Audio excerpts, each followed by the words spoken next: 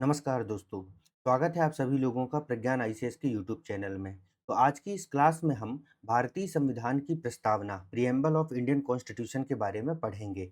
ठीक है? तो वीडियो पूरा देखने के बाद आपको रिवीजन करना है और रिवाइज करने के बाद एमसीक्यू प्रैक्टिस करना है। जब तक आप एमसीक्यू प्रैक्टिस नहीं करेंगे, कोई भी टॉपिक आपका जो है कंप्लीट नहीं माना जाएगा, है ना? तो एमसीक्यू प्रैक्टिस करना मस्ट है। इसी चैनल में प्रज्ञान आईसीएस के जो चैनल में मेरे द्वारा पॉलिटी के टॉपिक वाइज एमसीक्यू सॉल्व करवाए गए हैं, जो बहुत इंपॉर्टेंट पीवाईक्यू हैं और कुछ नए क्वेश्चन जो हैं वो हमने टॉपिक वाइज अपने इस चैनल में सॉल्व करवाया है। तो वहाँ से भी आपको एमसीक्यू प्रैक्टिस करना है। इसके साथ ही जो भी टेस्ट सीरीज वगैरह आप लगाते हैं, वहाँ से आपको एमसीक्यू प्रैक्टिस करना है। तो चलिए अब हम लोग जो है क्लास को शुरू करते हैं। और सबसे पहले हम ये समझते हैं कि आखिर प्रस्तावना जो है, प्रस्तावना का मतलब क्या है? मतलब इसका अर्थ क्या लगाएँ हम? तो प्रस्तावना को समझने के लिए आप ऐसे समझ लीजिए कि जैसे जब कोई मूवी रिलीज़ होने वाली होती है, तो मूवी रिलीज़ करने के पहले जो है, रिलीज़ होने के पहले उसका ट्रेलर रिलीज़ किया जाता है। क्या रिलीज़ किया जाता है? ट्रेलर। मूवी का जो ट्रेलर है, वो तो आप सब लोगों ने देखा ही होगा, 2 से ढाई मिनट का ट्रेलर होता है।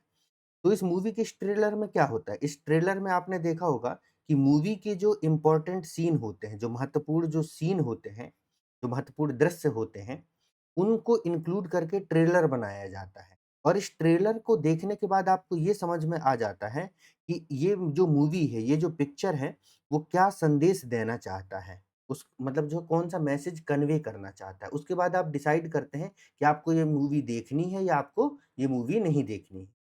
ट्रेलर देख के ही डिसाइड करते हैं कि आपको मूवी देखनी चाहिए या नहीं देखनी चाहिए, आपके काम की है या नहीं है।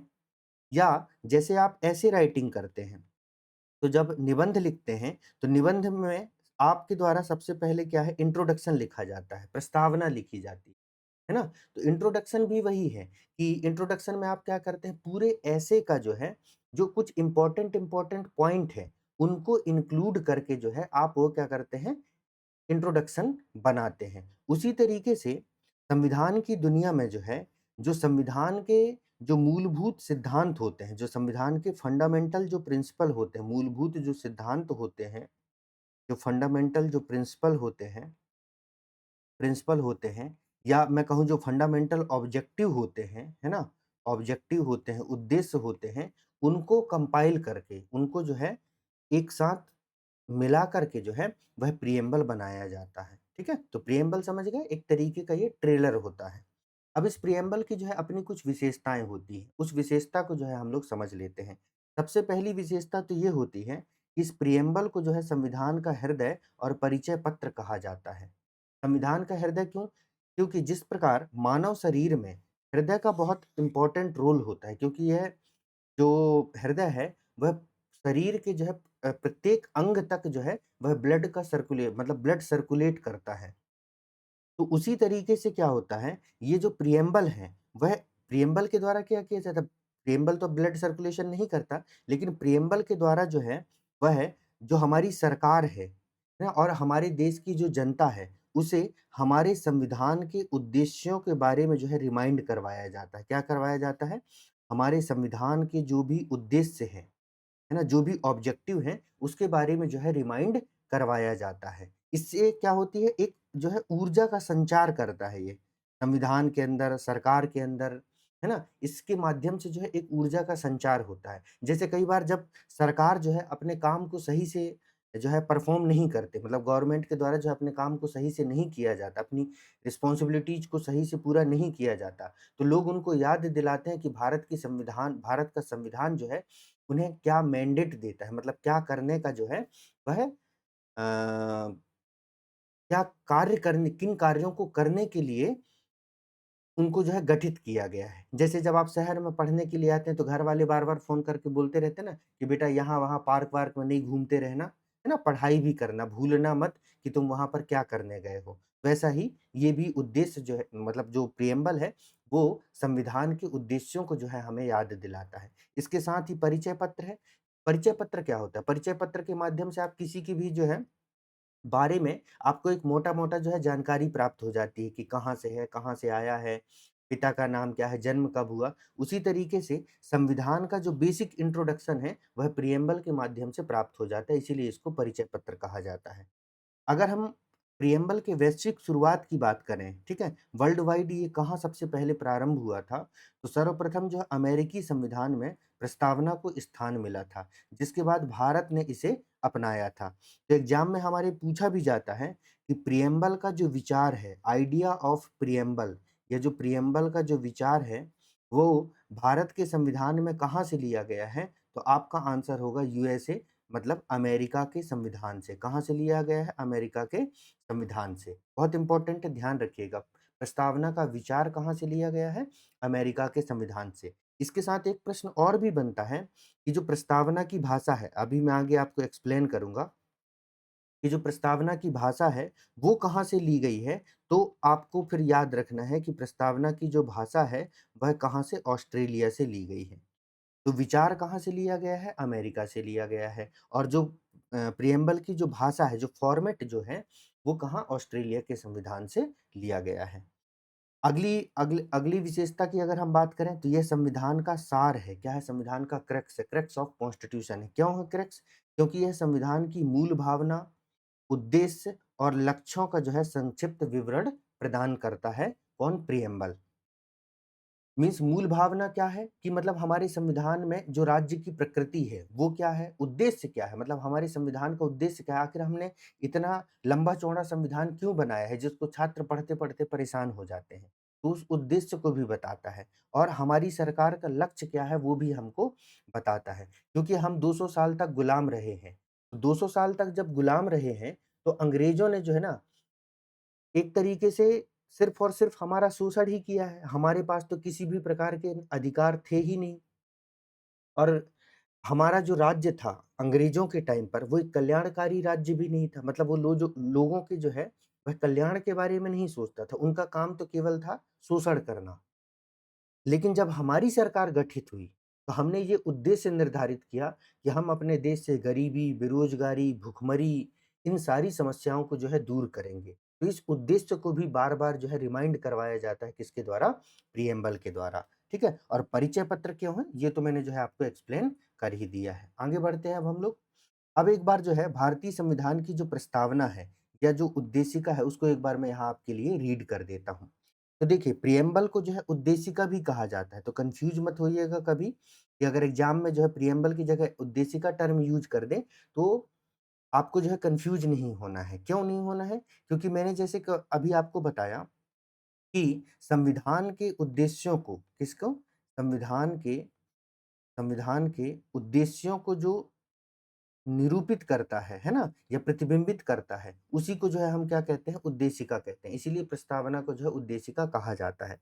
क्यों कहा जाता है? इसको पूरा जब मैं अभी रीड करूँगा, तो आपको खुद ही क्लियर हो जाएगा। तो चलिए, क्या क्या कहती है हमारी जो प्रस्तावना?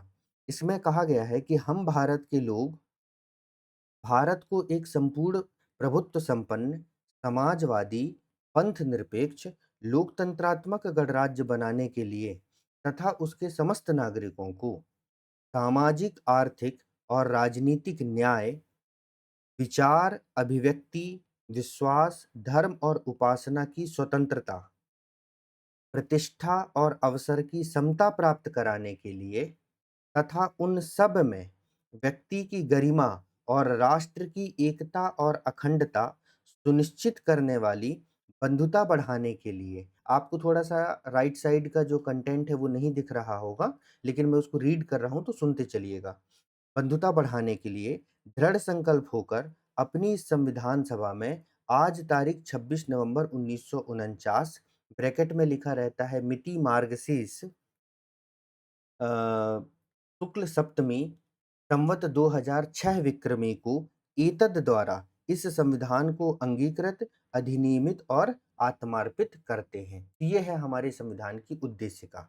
अब हम इसको जो है ना बाइफरकेट करके पढ़ेंगे, मतलब ये इस उद्देशिका का जो है वह हम अलग-अलग जो है क्या करेंगे पार्ट बाय पार्ट जो है स्टडी करेंगे कि इस उद्देशिका से हमें क्या-क्या जानकारी मिलती है। तो अब इस उद्देशिका को एक बार पूरा हमने पढ़ लिया है।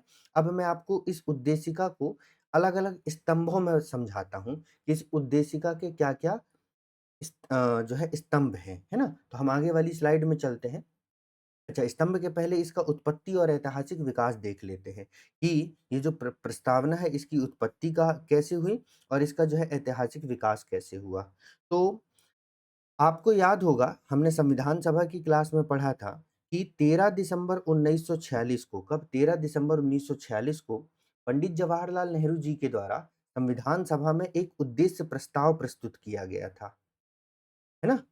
उस उद्देश्य प्रस्ताव को 22 जनवरी 1947 को संविधान सभा के द्वारा स्वीकार किया गया था और इस उद्देश्य प्रस्ताव में नेहरू जी के द्वारा संविधान सभा को ये बताया गया था कि आखिर हम यहाँ पर क्यों असेंबल हुए हैं, मतलब हमें जो है किस प्रकार का संविधान बनाना है, मतलब हमारे संविधान का उद्देश्य क्या है, इसीलिए इसको जो है उद्देश्य प्रस्ताव कहा गया। तो इस उद्देश्य प्रस्ताव जो नेहरू जी ने प्रस्तुत किया था जिसमें 8 पॉइंट थे, यही उद्देश्य प्रस्ताव बाद में प्रस्तावना का जो है वैचारिक आधार बना। क्या बना? प्रस्तावना का वैचारिक आधार बना। या मैं इसको सिंपल भाषा में ये कह दूँ कि इसी उद्देश्य प्रस्ताव के लैंग्वेज में थोड़ा बहुत चेंज करके जो है, उसे प्रस्तावना के रूप में भारतीय संविधान में जो है, वह एडॉप्ट कर लिया गया था, स्वीकार कर लिया गया था। ठीक है? तो ये हो गई इसका ऐतिहासिक विकास। अब अगर हम इसमें जो है विदेशी प्रभाव की बात करें, तो जो प्रस्तावना की भाषा है, भाषा पर ऑस्ट्रेलिया के संविधान का स्पष्ट प्रभाव दिखता है। मैंने पिछली वाली स्लाइड में भी आपको बताया था और अगर हम विचार की बात करें कि प्रस्तावना का जो विचार हमने कहाँ से लिया है, तो वो हमने लिया है अमेरिका के संविधान से। कहाँ से लिया है भैया? अमेरिका के संविधान से। तो ये 3 महत्वपूर्ण फैक्ट जो है आपको याद रखने हैं। एग्ज़ाम में आपसे पूछा जाएगा कि प्रस्तावना का जो अ ऐतिहासिक जो विकास है, मतलब इसको प्रस्तावना की उत्पत्ति संविधान सभा के किस रेज़ोल्यूशन के माध्यम से हुई थी? तो ऑब्जेक्टिव रेज़ोल्यूशन के माध्यम से हुई थी, उद्देश्य प्रस्ताव के माध्यम से हुई थी। प्रस्तावना की भाषा, है ना? पर किस देश के संविधान का प्रभाव है? तो ऑस्ट्रेलिया के संविधान का प्रभाव है। प्रस्तावना का विचार, आइडिया ऑफ प्रिएम्बल कहाँ से लिया गया है? तो वह अमेरिकी संविधान से लिया गया है। ठीक है? तो ये इतनी महत्वपूर्ण चीज़ें जो है आपको यहाँ पर याद रखनी है। इसके बाद प्रस्तावना में अभी तक जो है केवल एक ही बार संविधान संशोधन किया गया है और वो संशोधन किया गया है कब? 42वां संविधान संशोधन 1976। संविधान संशोधन के संबंध में भी पूरी जो एक वीडियो मैंने यूट्यूब पर अपलोड कर दिया है, जिसमें भारतीय संविधान के सभी महत्वपूर्ण संशोधनों को मैंने बहुत अच्छे तरीके से समझाया है। आप जो है चैनल में जा कर के उस क्लास को भी जो है पूरा देख लीजिएगा, ताकि संविधान संशोधन वाला जो टॉपिक है वो भी आपका पूरा क्लियर हो जाएगा। है ना? तो 42वें संविधान संशोधन 1976 के माध्यम से जो है प्रिएम्बल में संशोधन किया गया था और संशोधन करके 3 शब्द जोड़े गए थे। कितने शब्द जोड़े गए थे? 3 शब्द जोड़े गए थे। वो कौन-कौन से शब्द थे? एक था समाजवादी, एक है पंथ निरपेक्षता और एक है अखंडता। मतलब अगर हम ओरिजिनल कॉन्स्टिट्यूशन की बात करें, ये जो हमारा ये जो ओरिजिनल कॉन्स्टिट्यूशन है, इसमें ये एक टर्म जो आपको दिख रहा है समाजवादी और एक जो ये आपको टर्म दिख रहा है पंथ निरपेक्ष और यहाँ से एक टर्म जो आपको ये वाला जो टर्म दिख रहा है अखंडता, ये 3 शब्द जो है वह ओरिजिनल प्रिएम्बल में नहीं थे, ठीक है? इसी बात को लेकर के जो है यूपी पीसीएस ने एक बार जो है उल्टा क्वेश्चन बना दिया।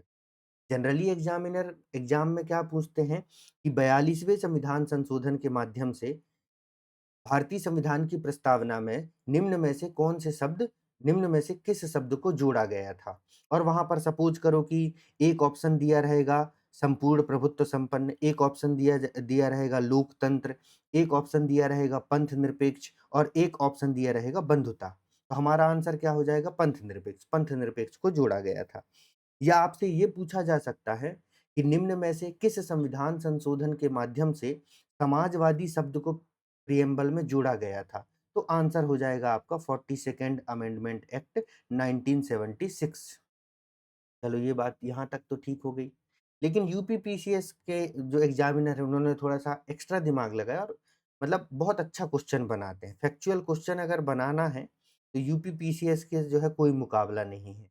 उन्होंने वहाँ पर क्वेश्चन ये पूछ लिया कि क्वेश्चन था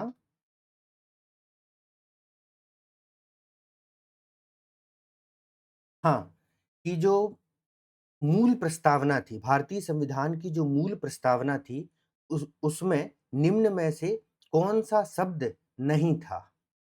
हाँ, नहीं पूछा, नहीं था पूछ लिया। और उसमें वही जैसे मान लीजिए ये दिया गया, समाजवादी दिया गया और सपोज़ करो कि लोकतंत्र दिया गया, तो आपको फिर उसका सही आंसर क्या हो जाता? समाजवादी, क्योंकि समाजवादी को बाद में जोड़ा गया था। मतलब एग्ज़ाम में थोड़ा-सा प्रेशर क्रिएट करने के लिए क्वेश्चन के फॉर्मेट को थोड़ा-सा चेंज कर दिया गया। और आपको यहाँ अभी-अभी यहाँ घर में बैठ के पढ़ रहे हैं, तो आपको लग रहा होगा कि ये तो बहुत आसान बात है।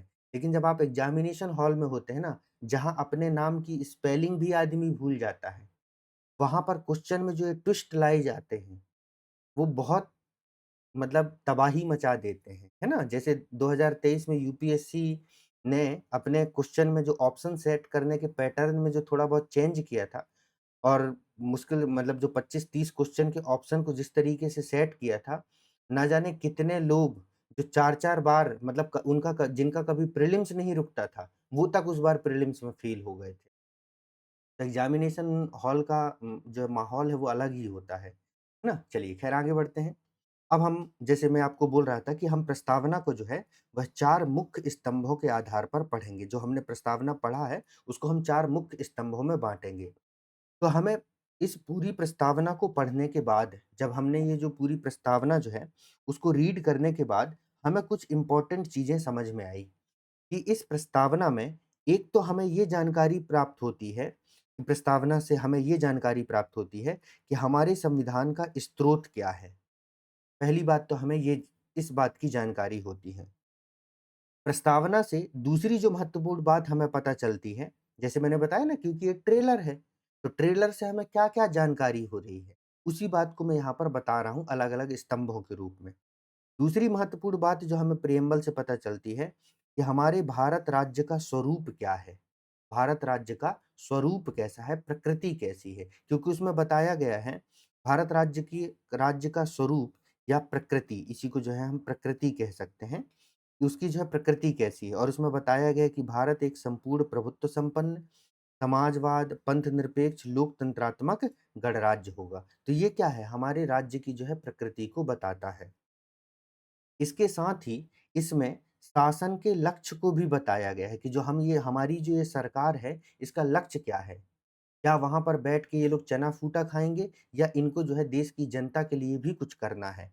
तो हमारे देश में जो भी सरकार गठित की जाएगी, जो शासन किया जाएगा, उसका लक्ष्य है नागरिकों को न्याय, स्वतंत्रता, समानता और बंधुत्व का मार्ग प्रशस्त करना। मतलब इस तरीके से एनवायरनमेंट क्रिएट करना, जहाँ पर जो है वह न्याय हो, लोग अपनी आज़ादी को, अपनी स्वतंत्रता को एन्जॉय कर सकें, समाज में जो है समानता लाई जा सके, और लोगों के बीच में जो आपसी भाईचारा है, बंधुत्व है, उसको बढ़ाया जा सके, जिससे देश की जो है अखंडता सुनिश्चित हो सके, ना कि लोगों को धर्म के नाम पर लड़ाना, जाति के नाम पर लड़ाना, क्षेत्र के नाम पर लड़ाना, ये नहीं करना है।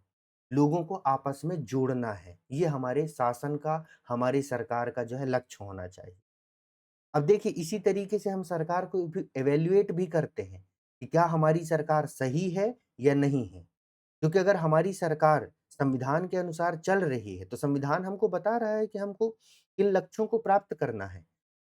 तो हमें लगेगा कि हाँ, हमारी सरकार ठीक है, और अगर वो संविधान के विपरीत डायरेक्शन में चल रही है, वो लोगों को जाति के नाम पर लड़ा रहे हैं, लोगों की स्वतंत्रता छीन रहे हैं, ल लोग समाज में समानता लाने की जगह और ज़्यादा जो है हाई क्रिएट कर रहे हैं, है ना? मतलब डिफरेंसेस क्रिएट कर रहे हैं, तब हम कहेंगे कि ये सरकार भ्रष्ट है ना? तो इस तरीके से जो है शासन के लक्ष्य को बताता है कौन? हमारे भारतीय संविधान का प्रिएम्बल। ये चारों स्तंभ बहुत इम्पोर्टेंट है, ध्यान से सुन लेना, है ना? इसके बाद में और हमको इसके बारे में और क्या पता चलता है? इस प्रिएम्बल के माध्यम से जो है हमें भारतीय संविधान के अधिनियम की तिथि के बारे में जानकारी प्राप्त होती है कि भारतीय संविधान को किस तिथि को अधिनियमित किया गया था। और इसमें बताया गया है कि 26 नवंबर 1949 को इस संविधान को अधिनियमित अंगीकृत किया गया था।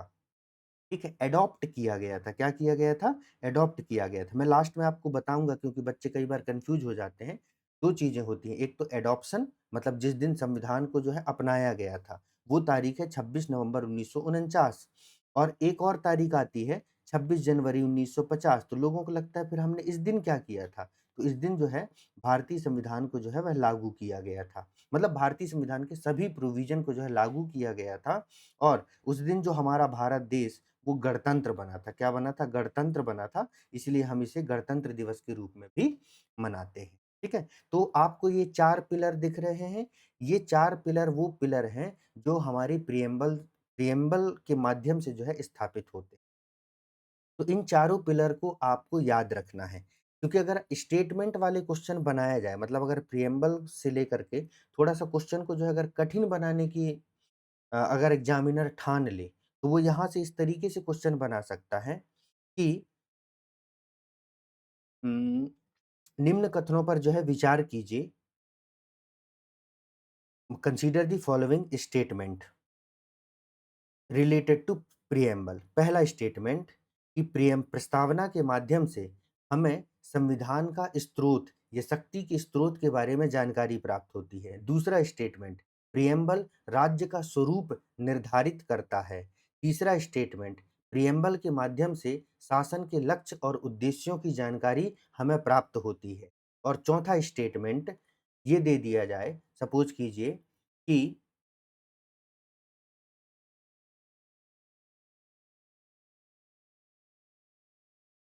वैसे तो भारतीय संविधान में सारी चीज़ें के बारे में जो है प्रिएम्बल में एक तरीके से जो है इनडायरेक्टली तमाम सारी मतलब पूरा संविधान का क्रक्स ही वहाँ पर दिया गया है। तो एक नेगेटिव स्टेटमेंट बनाना थोड़ा-सा टिपिकल होगा, लेकिन फिर भी हम बना सकते हैं। जैसे कि हम ये बना सकते हैं।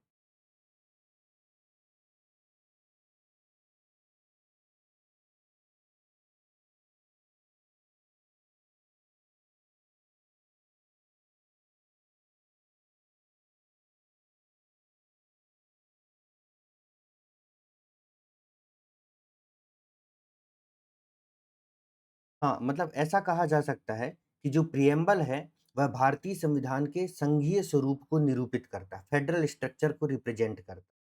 और अब पूछ दिया जाए कि निम्न में से कौन-कौन से स्टेटमेंट जो है सही हैं। तो बहुत सारे बच्चे जो है यहाँ पर कन्फ्यूज़ हो जाएँगे, क्योंकि प्रिएम्बल जो है शुरू के जो मैंने आपको 3 स्टेटमेंट जो बताए हैं, है ना? शुरू के जो 3 स्टेटमेंट बताए हैं कि प्रिएम्बल शक्ति के स्रोत के बारे में बताता है, राज्य का स्वरूप बताता है, शासन के लक्ष्य बताता है। लेकिन प्रिएम्बल के माध्यम से भारतीय संविधान के संघीय स्वरूप का जो स्ट्रक्चर है, उसको डिफ़ाइन वहाँ पर प्रिएम्बल में नहीं किया गया है। ठीक है? तो इस तरीके से भी प्रश्न यहाँ पर बनाए जा सकते हैं। चलिए आगे बढ़ते हैं अब हम लोग। तो अब हम एक-एक स्तंभ के ऊपर जो है डिस्कशन करेंगे, क्योंकि इन स्तंभों को जब तक हम समझेंगे नहीं, ये चीज़ें जो है हमें ठीक से ना तो याद रहेंगी और फिर एमसीक्यू में गड़बड़ी हो जाएगी। तो स्तंभ नंबर पहला देखते हैं। हमारा पहला स्तंभ क्या था? शक्ति का स्रोत। भारत में जो है शक्ति का सर्वोच्च स्रोत कौन है? तो देखिए, शक्ति का स्रोत मतलब जो सरकार के पास जो शक्ति है। सरकार मतलब अब आप देखिए पुलिस, हम पुलिस की बात क्यों मानते हैं? भाई हमने हेलमेट नहीं लगाया, पुलिस वाला भी एक आदमी ही है या नहीं है? बस ये है कि वो एक वर्दी पहना हुआ है तो वो भी हमारे ही समाज के बीच का आदमी, लेकिन वो हमारा चालान काट सकता है और हमें उसको पे भी करना पड़ेगा। वो ले जाकर के हमको जेल में ठूस के हमारी खातिरदारी भी कर सकता है। हमें क्यों उसकी बात माननी पड़ती है? वहीं दूसरी तरफ जो है एक सामान मैं जाऊँ और मैं आपको हिदायत दूँ कि देखिए ड्राइव करते समय जो है सीट सीट बेल्ट लगा लीजिए या हेलमेट पहन के ड्राइव किया कीजिए, है ना? और जो स्पीड इंस्ट्रक्शन होते हैं उनको फ़ॉलो किया कीजिए। तो आप बोलोगे कि मास्टर साइड हटो, हमको हमारे हिसाब से गाड़ी चला लेने दो। तो उन्हें जो ये शक्ति मिली है पुलिस को, सरकार को, न्यायपालिका को, उनको इस शक्ति कहाँ से प्राप्त हुई है? इस शक्ति के बहुत सारे स्रोत होते हैं। पुराने समय में अगर हम पहले देखें, जब राजतंत्र था, क्या था जब राजतंत्र था, तो राजतंत्र में दैवीय सिद्धांत चलता था। क्या चलता था? दैवीय सिद्धांत चलता था। मतलब दैवीय सिद्धांत में क्या होता था कि राजा अपने आप को ईश्वर का प्रतिनिधि मानता था। मतलब कहता था कि मैं ईश्वर का प्रतिनिधि हूँ। मतलब उसकी शक्ति का स्रोत कौन है? ईश्वर है। फिर जब राजतंत्र के बाद में जो है और भी बहुत सारी चीज़ें आईं, लेकिन आप ये समझिए कि लोकतंत्र आया। तो लोकतंत्र में शक्ति का स्रोत कौन हो गया? ईश्वर ना होकर के जो है, क्योंकि यहाँ पर जो है लौकिकता आ गई। लोकतंत्र में शक्ति का जो स्रोत है वो कौन हो गया? जनता। मतलब लोकतंत्र में जो शक्ति है सरकार को, वो किससे प्राप्त होती है? जनता से प्राप्त होती है। इसीलिए भारत में लोकतंत्र है, इस बात की जानकारी जो है हमें प्राप्त होती है, क्योंकि हमारे संविधान की प्रस्तावना की शुरुआत ही होती है, हम भारत के लोग। कौन? हम भारत के लोग। भारत को एक संपूर्ण प्रभुत्व संपन्न लोकतंत्रात्मक पंथ निरपेक्ष गणराज्य भारत को एक संपूर्ण प्रभुत्व संपन्न समाजवादी पंथ निरपेक्ष लोकतंत्रात्मक गणराज्य बनाने के लिए, तो कौन यहाँ पर शक्ति का स्रोत कौन है? हम भारत के लोग हैं, मतलब जनता है शक्ति का स्रोत। ठीक है। एक एक ये भी हो सकता है कि संविधान होता है, कई जगह ये भी होता है कि संविधान शक्ति का स्रोत होता है। हमारे यहाँ पर भी सरकार को शक्ति जो है वह संविधान के माध्यम से ही मिली है। मतलब सरकार को अगर हम शक्ति की बात करें, सरकार के पास जो ये शक्ति है वो उसे संविधान के माध्यम से ही मिली है, क्योंकि संविधान ही सरकार के अंगों की स्थापना करता है। लेकिन संविधान को जो शक्ति प्राप्त हुई है वो जनता ने दिया है। किसने दिया है? जनता ने। तो आपसे अगर एग्जाम में पूछा जाए कि भारत में कौन सर्वोच्च है, संविधान सर्वोच्च है या जनता, तो आपका आंसर होगा जनता। ठीक है। भारत में जनता सर्वोच्च है, संविधान सर्वोच्च नहीं है। अगर जनता चाह ले कि संविधान को बदलना है तो संविधान संशोधन के माध्यम से संविधान को बदला जा सकता है। हाँ, बेसिक स्ट्रक्चर चेंज नहीं किया जा सकता, वो बाद में सुप्रीम कोर्ट का जजमेंट आया है। अदरवाइज जो है संविधान के बहुत सारे प्रोविजंस को जो है जनता के द्वारा बदला जा सकता है। अब जनता खुद नहीं बदलती है, जनता अपने प्रतिनिधियों के माध्यम से बदलती है, जो उसके रिप्रेजेंटेटिव होते हैं उनके माध्यम से। ठीक है। तो यहाँ पर अब आप देखिएगा इस तरफ कि संविधान की सर्वोच्चता और उसकी उत्पत्ति का स्रोत जो है सीधे कौन है? जनता है। सत्ता किसी बाहरी संस्था या सत्ता से नहीं बल्कि भारत के नागरिकों से आती है। मतलब जो सत्ता या शक्ति जो है उसका स्रोत कोई बाहरी संस्था नहीं है। डोनाल्ड ट्रंप हमें शक्ति नहीं दे रहा है, ना ही कोई ईश्वर हमें शक्ति दे रहा है। ये जनता से ये शक्ति प्राप्त हुई है। और ये प्रेरित कहाँ है? कहाँ से है? मतलब हम भारत के लोग कहाँ से प्रेरित हैं? तो एक तो ये प्रेरित है संयुक्त राष्ट्र के चार्टर से प्रेरित है, और साथ में ये अमेरिकी संविधान से प्रेरित है, क्योंकि अमेरिका के संविधान का जो प्रिएम्बल है वो भी वी द पीपल से स्टार्ट होता है। किससे स्टार्ट होता है? वी द पीपल से जो है स्टार्ट होता है। ठीक है। तो ये हम पहला नंबर, स्तंभ नंबर पहला देख लिए यहाँ पर।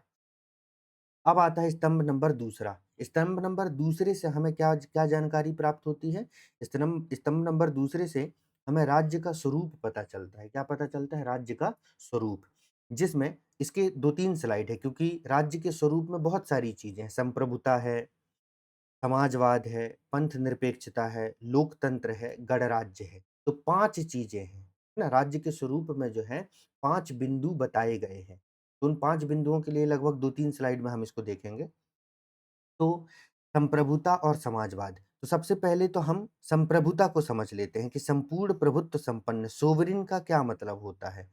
तो संप्रभुता का अगर हम मतलब समझना चाहें तो संप्रभुता का मतलब ये होता है कि भारत किसी भी विदेशी शक्ति के अधीन नहीं है। मतलब हम स्वतंत्र हैं, कोई भी विदेशी शक्ति के अधीन अब हम नहीं हैं, जैसे पहले हम ब्रिटेन के अधीन थे।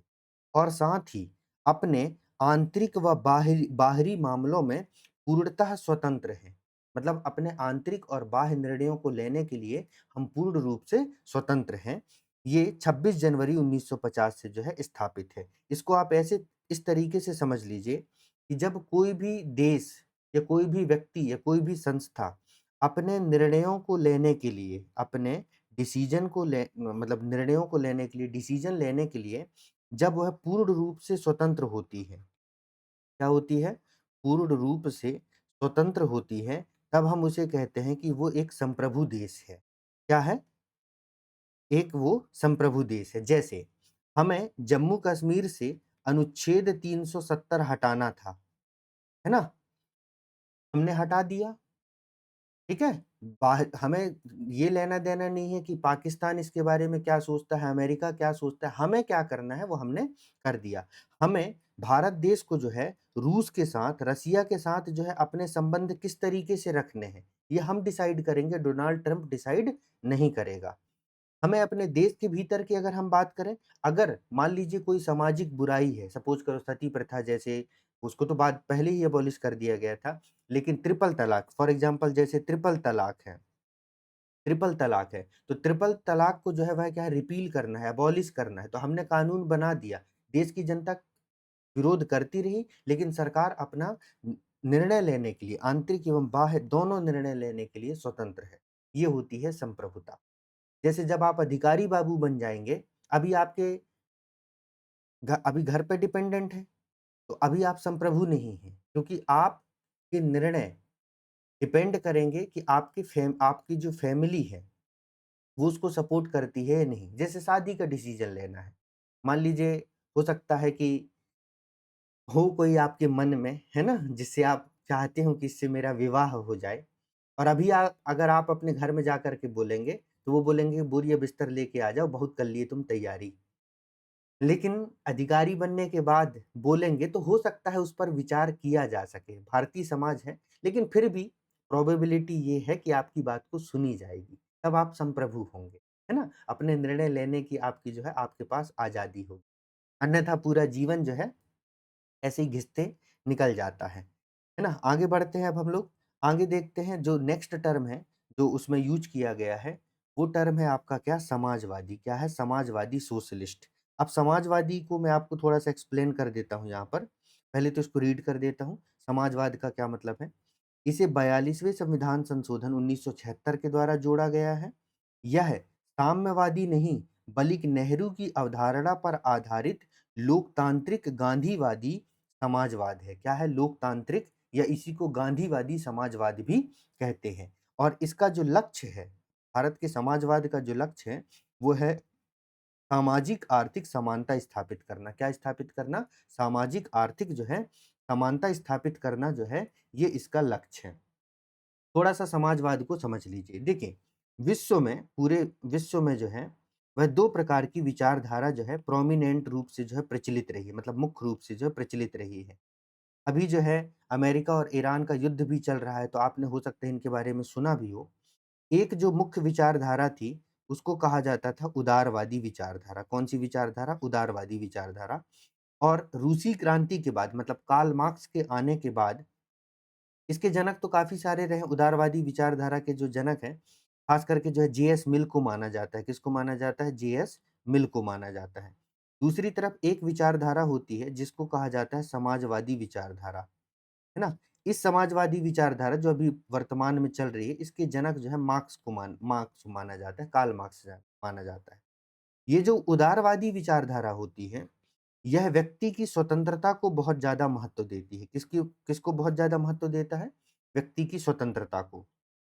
और ये जो समाजवादी विचारधारा है, वह समाज में समानता को ज़्यादा महत्व देता है। किसको ज़्यादा महत्व देता है? समानता को ज़्यादा महत्व देता है। इसको समझने के लिए आप सिंपल समझ लीजिए, जो देश पूरी तरीके से उदारवाद होगा, वहाँ पर जो है आरक्षण की व्यवस्था नहीं पाई जाएगी। किसकी व्यवस्था नहीं पाई जाएगी? आरक्षण नहीं होगा। वहाँ पर ये कहा जाएगा, अगर आप योग्य हैं, अगर आपके अंदर जो है योग्यता है, तो आप आपका जो मन वो प्राप्त कर लीजिए, है ना? और अगर आपके अंदर योग्यता नहीं है, तो राज्य या सरकार कोई सहायता नहीं करेगी। ये आपके ऊपर डिपेंडेंट। इसको कहा जाता है उदारवादी विचारधारा। बहुत शॉर्ट में आपको समझा रहा हूँ। दूसरी तरफ है समाजवादी विचारधारा। समाजवादी विचारधारा क्या है? समानता पर बल देता है, समाज में समानता स्थापित करने पर बल देता है। तो इसने देखा, मतलब समाजवादी ये देखेगा कि एक व्यक्ति ए है, जो शारीरिक रूप से सक्षम है, और एक दौड़ प्रतियोगिता हो रही है, मतलब सपोज़ करो कि एक जो है रनिंग कॉम्पिटिशन हो रहा है, और दूसरी तरफ बी है, ठीक है? बी जो है शारीरिक रूप से थोड़ा-सा कमज़ोर है, क्योंकि उसको अच्छा न्यूट्रिएंट फूड खाने को नहीं मिला है। तो वो क्या करेगा, ए को कहेगा कि देखो बेटा, तुम 100 मीटर दौड़ोगे, कितना दौड़ोगे? तुम 100 मीटर दौड़ोगे। और बी को कहेगा कि देखो, तुम 80 मीटर दौड़ोगे, और इनको टाइम दे दिया कि ए, अगर तुम 5 मिनट में, कितने 5 मिनट में अगर तुम 100 मीटर दौड़ जाते हो, और बी, अगर तुम 5 मिनट में 80 मीटर दौड़ जाते हो, तो जो भी 5 मिनट में इसको पूरा कर लेगा, वो विजयी होगा। बात समझ में आ गई कि नहीं? मतलब क्या हुआ? यहाँ पर इसको जो है थोड़ा-सा आरक्षण दिया गया कि नहीं दिया गया? तो ये समाजवादी विचारधारा मानी जाती है। ये एक कॉन्सेप्ट है जो समानता पर बात कर रहा है। अब आता है हम लोग दूसरे कॉन्सेप्ट पर। दूसरा कॉन्सेप्ट ये होता है समाजवाद का कि समाजवाद में, किसमें? समाजवाद में, ध्यान से सुनिएगा कि जो समाजवाद होता है, इसमें जो उत्पादन के साधन होते हैं, क्या होते हैं? उत्पादन के साधन। उत्पादन के साधन, मीन्स ऑफ प्रोडक्शन कहा जाता है इसे। उत्पादन के साधन पर जो है राज्य का नियंत्रण होता है। किसका नियंत्रण होता है? राज्य का, सरकार का नियंत्रण होता है। वहीं दूसरी तरफ उदारवादी व्यवस्था में, किसमें? उदारवादी व्यवस्था, ये जो उदारवादी व्यवस्था होती है, इसमें उत्पादन के साधनों पर, मीन्स ऑफ प्रोडक्शन में जो है वह निजी कंपनियों का, किनका? निजी कंपनियों का जो है वह क्या होता है? नियंत्रण होता है। मतलब सपोज कीजिए जिस देश में उदारवादी व्यवस्था होगी वहां पर कोई सरकारी कंपनियां नहीं होंगी। जैसे अभी देखिए हमारे भारत में डीआरडीओ है, इसरो है ना, भेल है, सेल है, ओएनजीसी है, कितनी सारी सरकारी कंपनी है जिनको हम लोग जो है क्या कहते हैं, आपकी जो है पब्लिक इंटरप्राइजेज कहा जाता है जिनको, है ना, सार्वजनिक क्षेत्र कहा जाता है। इसके साथ हमारे यहाँ निजी भी है, उसका वो ऐसा क्यों है मैं अभी आपको समझाता हूँ। लेकिन उदारवादी देशों में राज्य का काम, सरकार का काम केवल और केवल जो होता है वह कानून, इस तरफ देख लीजिएगा ऊपर तरफ, केवल और केवल जो है कानून व्यवस्था बनाना होता है। क्या बनाना होता है? कानून व्यवस्था बनाना होता है। उदारवादी कहते हैं राज्य को कि देखो तुम्हारा काम है केवल कानून, लॉ एंड ऑर्डर मेंटेन करो, है ना, फैक्ट्री लगाना आपका काम नहीं है। फैक्ट्री जो है लोग लगाएंगे, बाजार अपने आप को कंट्रोल कर लेगा। तो ये एक व्यवस्था होती है उदारवादी। वहीं दूसरी तरफ समाजवादी, जिसमें उत्पादन के साधनों पर किसका नियंत्रण होता है? राज्य का नियंत्रण होता है। इसको और ऐसे समझ लीजिए कि एक तरफ है उदारवादी व्यवस्था है। उदारवादी व्यवस्था में एक व्यक्ति है, अब मैं थोड़ा सा इसको यहाँ छोट इस तरफ समझा देता हूँ। एक व्यक्ति है ए, इसके पास जो है एक गाय है, ठीक है? अब इस गाय से जो है सपोज करो ये 10 लीटर जो है दूध प्रोड्यूस करता है। कितना प्रोड्यूस करता है? 10 लीटर दूध प्रोड्यूस करता है। और दूसरा व्यक्ति बी है, वो चाहता है कि उसको जो है दूध लेना है। तो अगर बी के अंदर योग्यता है तो वो जो है दूध जा करके परचेस कर लेगा। दूसरी तरफ समाजवादी व्यवस्था होगी। समाजवादी व्यवस्था में क्या होगा? राज्य आएगा, ए को कहेगा कि ये तुम अपनी गाय मुझे दे दो। क्या करो? अपनी गाय मुझे दे दो। और इस गाय को जो है राज्य अपने पास ले लेगा और उसका जो 10 लीटर दूध होगा उसको जो है ए को दे देगा, बी को दे देगा, सी को दे देगा, इस तरीके से जो है डिस्ट्रीब्यूट कर देगा। मतलब अल्टीमेट उद्देश्य वही है कि समानता स्थापित करना उद्देश्य होता है समाजवाद का। तो अब भारत में क्या किया गया है? भारत में हमेशा मध्यम मार्ग होता है। क्या होता है? मध्यम मार्ग होता है ना? मैं किस तरफ हूँ यार स्लाइड के? अच्छा ठीक है। तो मैं लेफ्ट साइड में हूँ तो आपको पूरा विजुअल हो रहा होगा। तो भारत में क्या किया गया? भारत के द्वारा यहाँ पर ये जो उदारवादी और समाजवादी, इन दोनों लक्षणों को मिला करके, इन दोनों को मिला करके हमारे यहाँ पर जो है वह लोकतांत्रिक समाजवाद की स्थापना की गई। किसकी स्थापना की गई? लोकतांत्रिक समाजवाद की स्थापना की गई। मतलब कुछ लक्षण उदारवाद के मिला दिए गए और कुछ लक्षण समाजवाद के मिला दिए गए। देखिए हमारे यहाँ निजी फैक्ट्रियां भी है ना, टाटा, अडानी, अनिल अंबानी, ये सब हैं। और समाज हमारे यहाँ डीआरडीओ, इसरो, भेल, सेल, ओएनजीसी ये भी है। और इसके साथ हमारे यहाँ आरक्षण भी है और हमारे यहाँ योग्यता, अनुच्छेद 16 याद कर लीजिए। मतलब योग्यता के आधार पर भी आप पदों को प्राप्त कर सकते हैं और आरक्षण के माध्यम से भी प्राप्त कर सकते हैं। तो दोनों चीजों को यहाँ पर मिला दिया गया है। तो ये है यहाँ पर समाजवाद। ठीक है, आगे बढ़ते हैं अब हम लोग। नेक्स्ट फीचर देखते हैं हम लोग। नेक्स्ट फीचर हमारा क्या है? पंथ निरपेक्षता है, लोकतांत्रिक और गणराज्य है। अब हम लोग थोड़ा सा जो है पंथ निरपेक्षता को जो है यहाँ पर समझ लेते हैं। अब इस तरफ देखिए पंथ निरपेक्षता का क्या मतलब होता है, सेकुलर का क्या मतलब होता है। इसे 42वें संशोधन के द्वारा जोड़ा गया है और इसका मतलब होता है कि राज्य सभी धर्मों को समान मान्यता व संरक्षण देता है। क्या है? राज्य सभी धर्मों को समान मान्यता व संरक्षण देता है। मतलब पंथ निरपेक्षता का मतलब ये होता है कि राज्य के द्वारा, किसके द्वारा? इस तरफ मैं लिख दे रहा हूं कि राज्य के द्वारा सभी धर्मों के साथ सभी धर्मों के साथ समान व्यवहार किया जाएगा। क्या किया जाएगा? समान व्यवहार किया जाएगा। इसको कहा जाता है क्या? पंथ निरपेक्षता।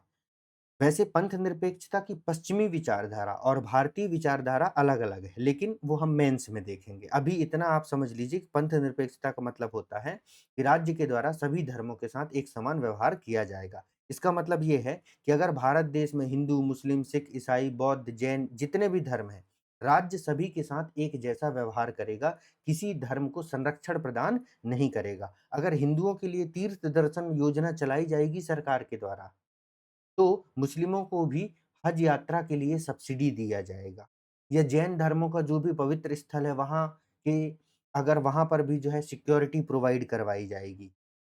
मतलब सभी धर्मों के साथ एक जैसा व्यवहार किया जाएगा, किसी धर्म के साथ विशेष व्यवहार नहीं किया जाएगा, इसी बात को पंथ निरपेक्षता कहते हैं। अगला इंपॉर्टेंट फीचर है डेमोक्रेटिक लोकतंत्र।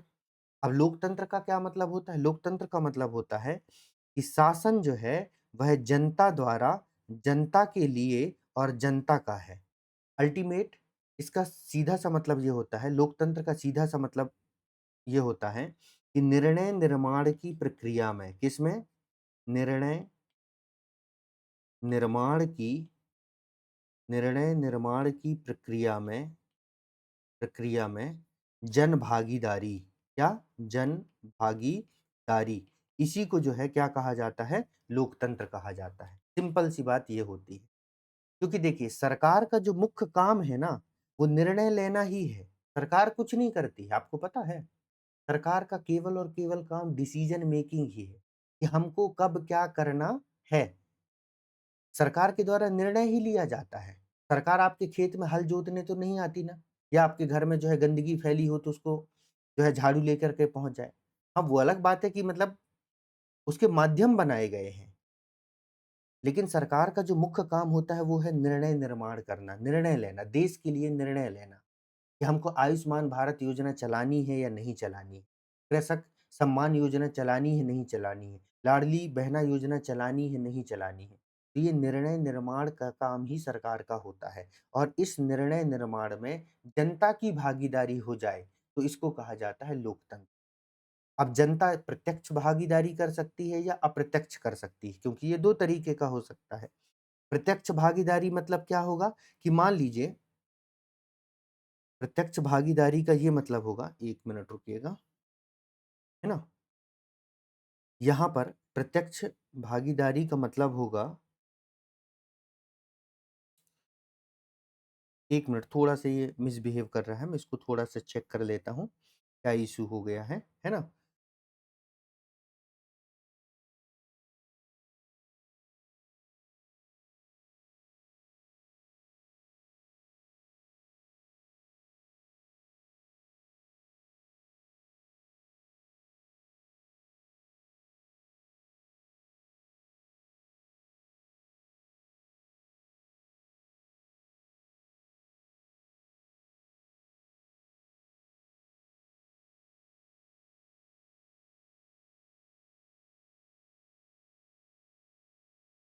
1 मिनट रुकिएगा आप लोग। ठीक है, सॉल्व हो गई ये प्रॉब्लम। तो क्या है जनता एक तो या तो क्या करेगी प्रत्यक्ष भागीदारी करेगी। प्रत्यक्ष भागीदारी का क्या मतलब हुआ? मतलब जनता खुद जाएगी मोहन यादव जी के पास या शिवराज मामा के पास और बोलेगी कि भैया हमारे लिए हमारे राज्य की बहनों के लिए जो है वह आप लाडली बहना योजना जो है प्रारंभ कीजिए। और दूसरा क्या होगा अप्रत्यक्ष भागीदारी। अप्रत्यक्ष भागीदारी का क्या मतलब जनता सोचेगी क्या रोज़-रोज़ का झंझट पालना, हम एक काम करते हैं अपने लिए जो है एमएलए का चुनाव कर देते हैं 5 साल के लिए और इनको बोल देंगे कि हमारे बिहाफ में तुम काम करना। है ना? जैसे कई बार घर की शादियों में नहीं हो जाता कि पापा-मम्मी को नहीं जाना रहता तो लिफाफा आपको पकड़ाएँगे और बोल देते हैं जाओ, तुम चले जाओ, वहाँ जाकर के चेहरा दिखा देना ताकि ये रहेगा कि इस परिवार से भी कोई आया है। तो आप क्या हो गए प्रतिनिधि बन के गए। आपको भी वही स्वागत-सत्कार दिया जाएगा जो आपके मम्मी-पापा को दिया जाता, क्योंकि आपके हाथ में लिफाफा है। है ना? तो इस तरीके से जो है 2 तरीके से ये होता है। और क्या है लोकतंत्र का क्या मतलब है? लोकतंत्र का जो सबसे इम्पोर्टेंट मतलब ये होता है कि स्वतंत्र और निष्पक्ष चुनाव पर आधारित। क्योंकि सही तरीके से लोकतंत्र तभी स्थापित होगा जब स्वतंत्र और निष्पक्ष चुनाव होगा। इसीलिए इस साल देखिए वोट चोरी के मामले पर जो है कितना हड़कंप मचा था। क्योंकि अगर सच में देश में ऐसा हुआ है, वोट चोरी हुई है, थोड़ा बहुत तो मतलब अब मैं इसको वोट चोरी नहीं कहूँगा, मतलब इसको इस तरीके से अपन कह सकते हैं कि ये जो है ना, मतलब प्रॉपर डेटा मैनेजमेंट नहीं होना। मतलब जो है हमारे यहाँ जो फर्जीवाड़ा, जैसे अभी रिसेंट में यूपीएससी का रिजल्ट आया है, तो वहाँ एक आईपीएस के पास ईडब्ल्यूएस का सर्टिफिकेट होना। तो ये जो हमारे यहाँ जो सरकारी ऑफिसेस में जो प्रॉपर स्क्रूटनी के जो काम होते हैं, है ना? गांधी जी के बेसिस पर, उस वजह से बहुत ज़्यादा दिक्कतें होती हैं। तो वहाँ भी समस्या हुई है और सरकार के लेवल पे तो अब हुआ ही होगा कुछ ना कुछ, तो उसको अपन पूरी तरीके से खारिज नहीं कर सकते। लेकिन अगर वास्तव में अगर ऐसा हुआ है, तो आप समझिए कि लोकतंत्र की फिर हत्या हुई है। चाहे जो भी करे, चाहे वो जिस भी पार्टी के द्वारा किया ऐसा किया जाएगा या किया जा रहा है, तो वो क्या है, लोकतंत्र की हत्या है। चुनाव के समय में लोगों को शराब बाँटना या पैसे बाँटना या किसी भी तरीके से जो है उनको मैनिपुलेट करना, ये सब लोकतंत्र की हत्या है। ठीक है? तो ख़ैर आगे बढ़ते हैं अब हम लोग। तो ये है लोकतंत्र, जो है हमारा प्रिएम्बल बताता है कि भारत एक लोकतांत्रिक देश होगा। ठीक है? यहाँ तक की बात हो गई। अगला जो पॉइंट है वो है हमारा क्या, गणतंत्र। नेक्स्ट पॉइंट क्या है, गणतंत्र, रिपब्लिक है। रिपब्लिक का क्या मतलब होता है? रिपब्लिक का मतलब होता है कि जो राज्य का प्रमुख होगा, हेड ऑफ द स्टेट होगा, नेशन होगा, वह वंशानुगत नहीं होता, बल्कि जनता द्वारा निर्वाचित होता है। क्या होता है? जनता के द्वारा निर्वाचित होता है। मतलब राजा का बेटा ही राजा नहीं बनेगा। इसका सीधा-सा मतलब ये है। यहाँ यहाँ जो है गणराज्य बनने का मतलब ये होता है कि जो हमारे देश का जो प्रमुख होगा, हेड ऑफ द स्टेट होगा, जैसे हमारे यहाँ कौन है? राष्ट्रपति है। कौन है? राष्ट्रपति जो है वह राष्ट्र के मुखिया है। तो ये कैसे होंगे? निर्वाचित होंगे। कैसे होंगे? निर्वाचित होंगे। हाँ, निर्वाचन जो है वह प्रत्यक्ष-अप्रत्यक्ष हो सकता है, लेकिन होंगे वो निर्वाचित होंगे। ये नहीं होगा कि मान लीजिए कि राजा का बेटा ही राजा बनेगा। इसका मतलब ये नहीं होगा कि अभी जैसे द्रौपदी मुर्मू जी हैं राष्ट्रपति, तो अब द्रौपदी मुर्मू जी का बेटा या बेटी ही अगले राष्ट्रपति होंगे, ये नहीं। जो व्यक्ति इलेक्शन में कंटेस्ट करेगा वही व्यक्ति राष्ट्रपति बनेगा। ये गणराज्य का मतलब होता है। गणराज्य का एक मतलब और भी होता है। गणराज्य का एक मतलब ये होता है कि नागरिक जो होते हैं, है ना? नागरिक मतलब जो देश की जनता है, नागरिक किसी भी किसी भी संवैधानिक पद को संवैधानिक पद को धारण कर सकते हैं। ठीक है? क्या कर सकते हैं? धारण कर सकते हैं। इसका क्या मतलब हुआ? इसका मतलब ये हुआ दोस्तों कि जैसे आप अभी पीएससी की तैयारी कर रहे हैं, कोई आपको रोक रहा है क्या? क्योंकि पीएससी के माध्यम से डीएसपी, डिप्टी कलेक्टर, ये सब एक संवैधानिक पद ही है। या यूपीएससी की तैयारी कर रहे हैं तो आईएएस, आईपीएस, ये भी एक संवैधानिक पद है। कल का आप कल आपका मन हो जाए कि यार अब मुझे जो है चुनाव लड़ना है, विधायक बनना है, सरपंच बनना है, तो वो भी एक संवैधानिक पद है। तो इसके लिए जो है आपको कोई रोक नहीं सकता है। अगर आपके अंदर योग्यता है, मतलब जो उसके लिए अर्हताएँ हैं, जो एलिजिबिलिटी है, अगर वो आपके पास है तो आप बेशक जो है चुनाव लड़िए, कहीं कोई दिक्कत की बात नहीं है ना? तो ये हो गया स्तंभ सेकंड, हमने कंप्लीट कर लिया। अब आ जाता है अगला स्तंभ हमारा, और अगला स्तंभ कौन-सा है? स्तंभ नंबर तीसरा, शासन के लक्ष्य।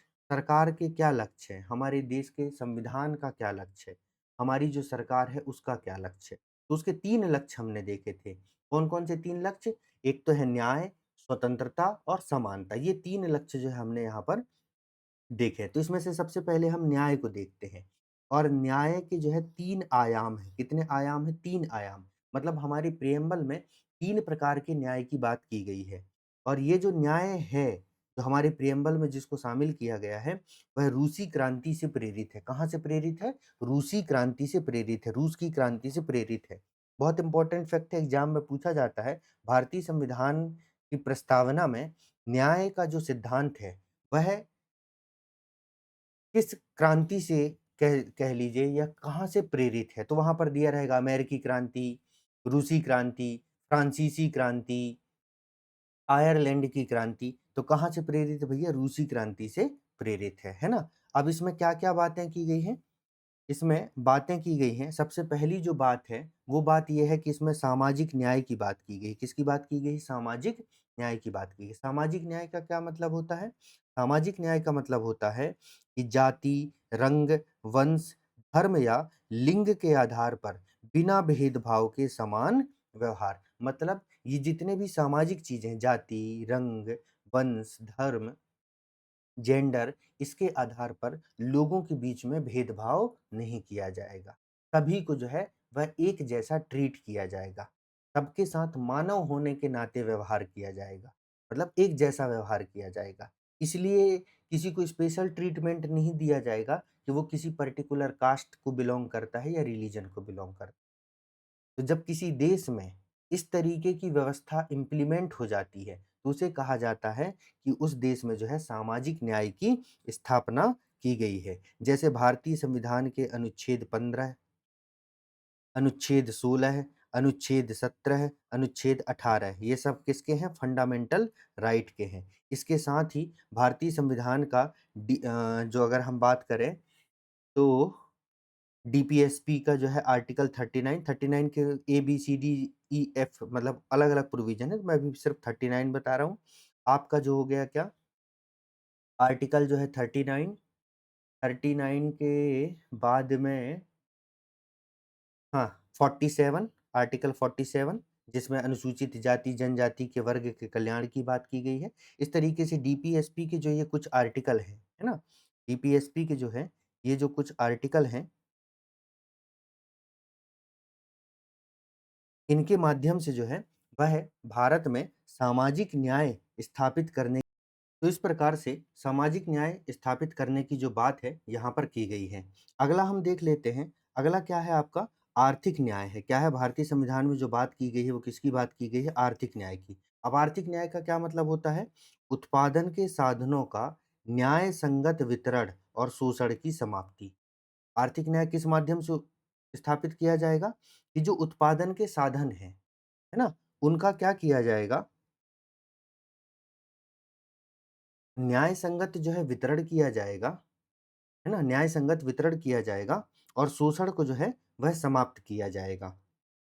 इसके लिए भी वही डीपीएसपी के जो है आपका आर्टिकल 39 है ना? आर्टिकल 41 है, 43 है, ऐसे जो तमाम आर्टिकल हैं, वह सब जो है आर्थिक समानता को स्थापित करते हैं। इसमें सीधी-सी बात ये की गई है कि संपत्ति का जो केंद्रीकरण है, क्या है? जो संपत्तियों का जो केंद्रीकरण है ना, संपत्तियों का केंद्रीकरण, है ना? सेंट्रलाइज़ेशन उसको रोका जाएगा। मतलब ऐसा ना हो कि देश की जो है अधिकांश संपत्ति कुछ मुट्ठी भर लोगों के हाथ में। तो संपत्ति के केंद्रीकरण को रोकना, इसीलिए तो जमींदारी व्यवस्था का जो है वह क्या किया गया? उन्मूलन किया गया। जो जमींदारी व्यवस्था है उसको जो है उसका उन्मूलन कर दिया गया सरकार के द्वारा। तो इस माध्यम से आर्थिक न्याय को सुनिश्चित करना। इसके साथ ही समान कार्य के लिए समान वेतन और ये सब तमाम चीज़ें जो है आर्थिक न्याय। अगला जो आपका आता है वो है हमारा क्या? राजनीतिक न्याय। क्या है? राजनीतिक न्याय। ये न्याय का तीसरा आयाम है। इसमें क्या है?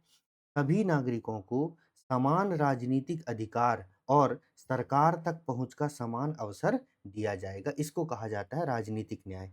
इसको आप ऐसे समझ लीजिए कि एक व्यक्ति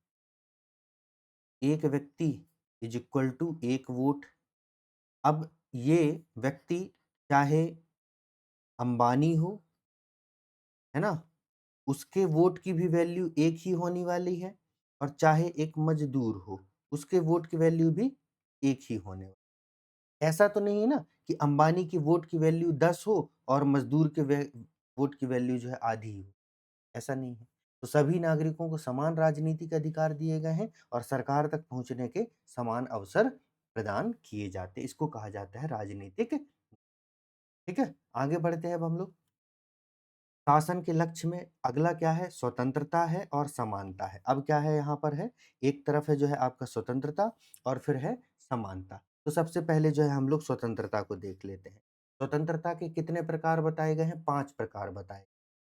अभी हाल में ही शायद सेट का जो एग्ज़ाम हुआ है या पहले के सेट के एग्ज़ाम में इस जो भारत प्रिएम्बल में जो स्वतंत्रता है, जो हमने स्वतंत्रता पढ़ा है ना, विचार, अभिव्यक्ति, विश्वास, धर्म और उपासना की स्वतंत्रता, उस क्रोनोलॉजी को भी याद रखना, उसको भी अरेंज करने के लिए आ गया था। मतलब ऐसे ही पूछ लिया गया था कि प्रस्तावना में जो स्वतंत्रता है, उसका क्रम क्या है? उस क्रम को जो है हमने पढ़ा था। सबसे पहले क्या था उसमें? विचार, फिर अभिव्यक्ति, फिर विचार, अभिव्यक्ति, विश्वास, है ना? विश्वास, फिर धर्म और फिर क्या है? उपासना। ये 5 प्रकार की जो है स्वतंत्रताएँ वहाँ पर बताई गई हैं और इनका क्रम भी इस तरीके से है ना? एक बार क्रम और वहाँ पर देख लेंगे। तो 5 प्रकार की स्वतंत्रता बताई गई। काय-काय की स्वतंत्रता? विचार, विचार और फिर क्या है? अभिव्यक्ति।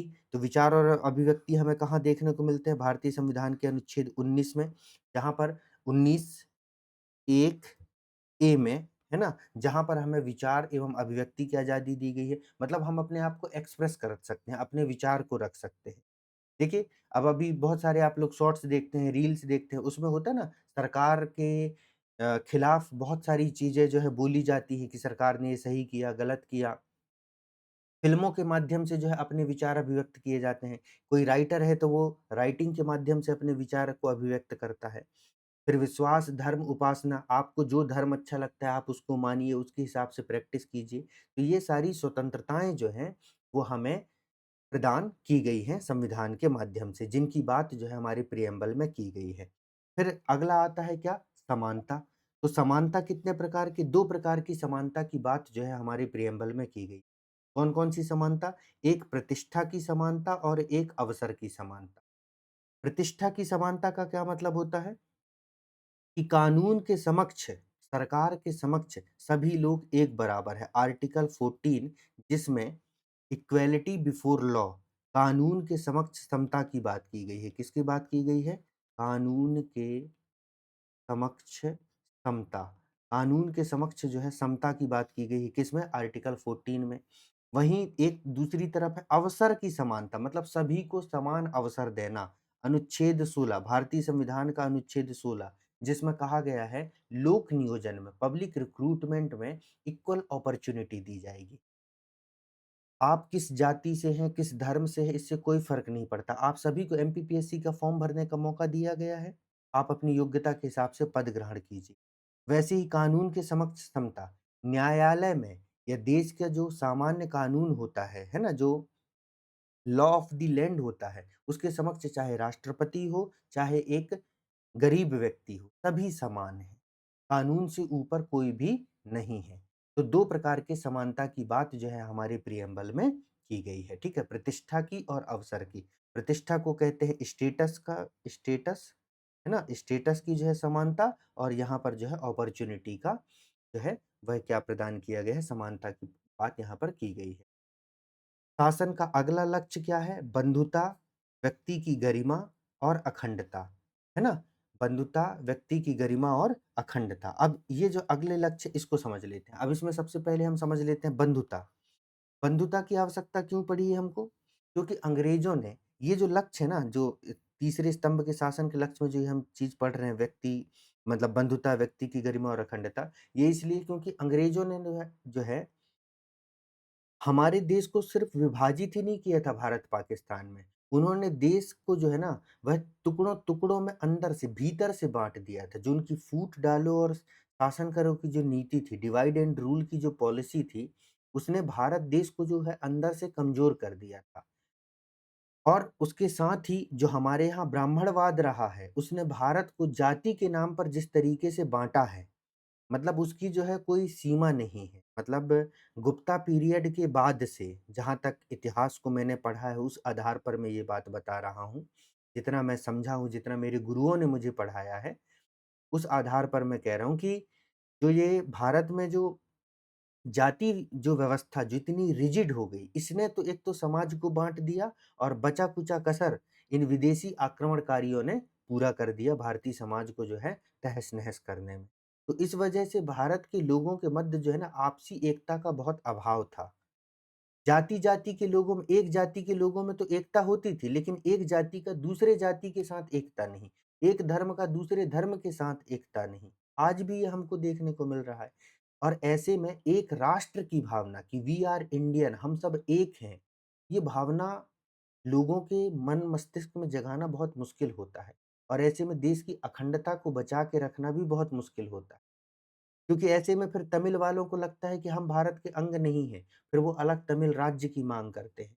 वैसे ही असम के जो बोडो क्षेत्र के बोडो लोगों को लगेगा कि हम भारतीय नहीं हैं, वो अलग क्षेत्र की माँग करेंगे। पंजाब में खालिस्तानियों को लगेगा कि हम अलग हैं, तो वो अलग क्षेत्र की माँग करेंगे। और फिर भारत जो है ऐसे में खंड-खंड में टूट सकता है। इसके लिए आवश्यकता है बंधुता की, एकता और अखंडता की, व्यक्ति की गरिमा की। तो बंधुता का क्या मतलब होता है? अच्छा, बंधुता को इंश्योर कैसे, मतलब तो मैंने एक्सप्लेन कर दी, इंश्योर कैसे किया गया है? भारत में जो है वह एकल नागरिकता का प्रावधान किया गया है। किसका प्रावधान किया गया है? एकल नागरिक। हमारे पास जो है केवल भारत की नागरिकता है। तो एकल नागरिकता के माध्यम से भाईचारे की भावना का विकास किया गया है। जो संघीय संविधान होते हैं, आगे हम उनको और इसको और समझेंगे। जहाँ पर संघीय संविधान होता है, वहाँ लोगों के पास जो है ना, वह दोहरी नागरिकता होती है। एक एक नागरिकता जो है उस देश की होती है जिस देश में वो रह रहा है, और एक नागरिकता उस राज्य की होती है, उस स्टेट की होती है ना? उस प्रांत की होती है जहाँ वो रह रहा है। सपोज़ करो भारत में अगर दोहरी नागरिकता होती, तो एक नागरिकता जो है आपके पास भारत की होती और एक नागरिकता आपके पास मध्य प्रदेश की होती। लेकिन भारत में अभी ये मध्य प्रदेश दोहरी नागरिकता नहीं है, तो आपके पास मध्य प्रदेश की नहीं, आपके पास केवल और केवल भारत की नागरिकता। इसके माध्यम से हमारे यहाँ भाईचारे की भावना का जो है, वह विकास किया जा रहा है। ठीक है? अगला और क्या है भैया? अगला है यहाँ पर एकता और अखंडता, है ना? एकता और अखंडता के पहले जो है आप व्यक्ति की गरिमा पढ़ लीजिए, क्योंकि अपन इसको जो है इसी क्रोनोलॉजी में जो है पढ़ लेते हैं। व्यक्ति की गरिमा का क्या है? मानवता के अनुरूप अवसर और सम्मान, मतलब सभी लोगों को जो है एक जैसा अवसर और सम्मान देना। आप किसी सरकारी ऑफिस में जाइए, अगर वहाँ सही से अधिकारी है, जैसे आप लोग बनेंगे, तो वहाँ पर चाहे वो राजा आए या रंक आए, वो सभी के साथ एक जैसा व्यवहार करेगा। किसी को दुत्कारेगा नहीं कि तुम दूर हटो, ऐसा नहीं। जो पब्लिक ऑफिसेस हैं, है ना? वहाँ सभी के साथ एक जैसा व्यवहार किया जाएगा। किसी के किसी भी आधार पर भेदभाव नहीं किया जाएगा। इससे डिग्निटी ऑफ ह्यूमन जो है इंश्योर होता है। फिर अगला जो आपका आता है, वो है क्या? एकता और अखंडता। तो अखंडता शब्द को तो 42वें संशोधन के द्वारा जो है जोड़ा गया है संविधान में, और ये भौगोलिक एकता को दर्शाता है। किसको दर्शाता है? भौगोलिक एकता को दर्शाता है। कौन? अखंडता। जबकि एकता जो है आपसी प्रेम को दिखाता है। तो 2 शब्द हैं। अखंडता का मतलब क्या है कि कोई व्यक्ति जो है वो तमिलनाडु से है या कोई व्यक्ति जो है जम्मू-कश्मीर से है, लेकिन हम सब एक हैं, हम सब एक देश भारत के भाग हैं। इसको कहा जाएगा अखंडता। और दूसरी चीज़ क्या है? एकता का क्या मतलब है? आप तमिलनाडु से हो, इस बात से कोई फ़र्क नहीं पड़ता, आप जम्मू-कश्मीर से हो, कोई प बात नहीं पड़ता। हम सबके बीच में जो है एक प्रेम का संबंध है। किसका संबंध है? प्रेम का, कि हम भारतीय हैं। इसको आपसी प्रेम की जो भावना होती है ना? हम एक देश के निवासी हैं, इसको कहा जाता है एकता। तो ये शासन का अगला। अब हम लोग जो है चौथा स्तंभ देखते हैं, 4th स्तंभ देखते हैं। एक स्तंभ हमने देखा जनता का स्रोत, एक स्तंभ में देखा हमने शासन का स्वरूप, और एक स्तंभ में हमने देखा शासन के लक्ष्य, और चौथा स्तंभ में रहेगा कि संविधान को जो है कब लागू किया, कब अधिनियमित किया गया था। तो वो चौथे स्तंभ की बात में, वो सबसे लास्ट में देखेंगे। अब हम प्रिएम्बल से रिलेटेड जो है कुछ जो जुडिशियल केसेस रहे हैं उनके बारे में देख लेते हैं। न्यायिक यात्रा प्रिएम्बल के संबंध में, है ना? प्रिएम्बल के संबंध में जो है जो सुप्रीम कोर्ट के केसेस रहे हैं उसको समझ लेते हैं, न्यायिक यात्रा को समझते हैं। प्रश्न क्या था? मुद्दा क्या था? मुद्दा ये था कि सुप्रीम कोर्ट से ये सवाल पूछा गया कि क्या प्रस्तावना संविधान का हिस्सा है या नहीं है? ये सवाल उठा सुप्रीम कोर्ट के सामने। ये सवाल उठा क्यों? कि मान लीजिए कि अगर प्रस्तावना जो है वह संविधान का भाग है, अगर भाग है, तो इसमें आर्टिकल 368 अप्लाई हो जाएगा। क्या अप्लाई हो जाएगा? आर्टिकल 368 अप्लाई हो जाएगा और फिर उसमें जो है वह संशोधन किया जा सकेगा। क्या किया जा सकेगा? संशोधन किया जा सकेगा। और अगर भाग नहीं है तो फिर 368 अप्लाई नहीं होगा और संशोधन भी नहीं किया जा सकता। तो इसलिए प्रश्न उठा सुप्रीम कोर्ट के सामने कि क्या प्रस्तावना संविधान का हिस्सा है या नहीं है? जरा हमको जो है स्पष्ट कर दीजिए।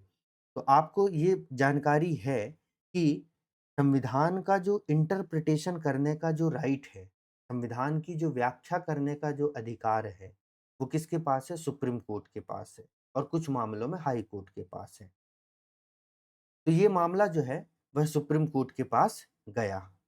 तो सुप्रीम कोर्ट के पास सबसे पहले जो मामला गया वो जाता है कब? 1960 में, जिस केस को कहते हैं बेरूबारी संघवाद। कौन सा केस कहते हैं? बेरूबारी संघवाद। वैसे ये मामला तो भारत और बांग्लादेश के मध्य सीमा साझा करने से जुड़ा हुआ था, लेकिन साथ में ये प्रश्न भी उस मामले में उठा।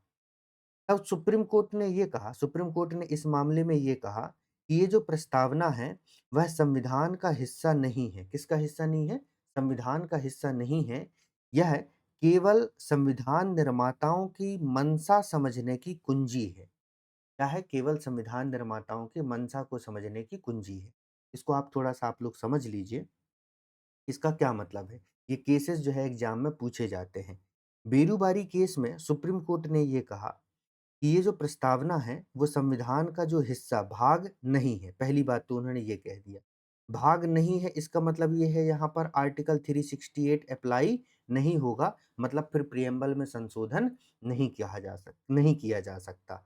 और दूसरी बात सुप्रीम कोर्ट ने ये कहा कि जिन लोगों ने संविधान बनाया है, संविधान निर्माता जो रहे हैं, मतलब संविधान सभा, क्योंकि संविधान बनाने का काम किसके द्वारा किया गया? संविधान सभा में जो बैठे हुए लोग हैं। तो ये संविधान सभा के दिमाग की, उनकी जो मंशा है, उसको समझने की कुंजी है कि आखिर उन्होंने क्या सोच के संविधान बनाया है। जैसे मैंने आपको क्लास के शुरू में ही बताया था ना कि प्रिएम्बल क्या है? प्रिएम्बल जो है संविधान के उन उद्देश्यों को दिखाता है जिसके आधार पर संविधान बनाया गया है। ट्रेलर है ये। तो ट्रेलर देख के आप सोचते ना, अच्छा ये सोच करके जो है प्रोड्यूसर ने जो है ये फ़िल्म बनाया है, डायरेक्टर ने ये फ़िल्म बनाया है। वैसे ही सुप्रीम कोर्ट कह रहा है कि अब संविधान निर्माता तो रहे नहीं, सब बैकुंठपुर चले गए।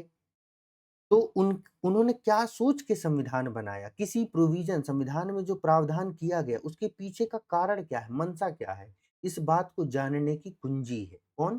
प्रिएम्बल। क्योंकि प्रिएम्बल के बेसिस पर जो है वह सुप्रीम कोर्ट संविधान का इंटरप्रिटेशन करता है। लेकिन सुप्रीम कोर्ट ने कहा कि ठीक है भाई, प्रिएम्बल्स जो है वह जो है सेक्रेट है, मतलब पवित्र है, सब तमाम चीज़ है, लेकिन संविधान का हिस्सा नहीं है। फिर अगला केस आता है 1973 का। कब? 1973 का। इधर नीचे तरफ देखिएगा। 1973 का केशवानंद भारती केस। कौन सा केस? केशवानंद भारती केस। इस केस में सुप्रीम कोर्ट ने अपने निर्णय को उलट दिया। जो बेरूबारी संघवाद केस में जो निर्णय दिया था सुप्रीम कोर्ट ने, उसको उन्होंने उलट दिया और इस ऐतिहासिक केस में सुप्रीम कोर्ट ने ये कहा कि प्रस्तावना जो है ना वह संविधान का अभिन्न अंग है और इसकी मूल संरचना का हिस्सा है। किसका हिस्सा है? इसकी मूल संरचना का हिस्सा है, बेसिक स्ट्रक्चर का क्या है? पार्ट है ना? तो यहाँ पर क्या उन्होंने एक बात तो ये कह दी कि प्रस्तावना जो है वह संविधान का क्या है? अभिन्न अंग है। जैसे ही ये कहा आर्टिकल 368 अप्लाई हो जाएगा। 368 अप्लाई हो जाएगा तो इसमें संशोधन किया जा सकेगा और साथ ही मूल संरचना का हिस्सा भी बता दिया। मतलब इसके कुछ फीचर्स थे, प्रिएम्बल के कुछ फीचर्स जैसे पंथ निरपेक्षता, लोकतंत्रात्मक गणराज्य, इन सब को जो है सुप्रीम कोर्ट ने वह मूल ढांचे का हिस्सा माना है। जैसे ही सुप्रीम कोर्ट ने ये कहा कि preamble is a part of constitution, तुरंत जो है इंदिरा गांधी ने 1976 में 42वां संशोधन किया और 42वें संशोधन करके प्रिएम्बल में 3 शब्द ऐड कर दिए।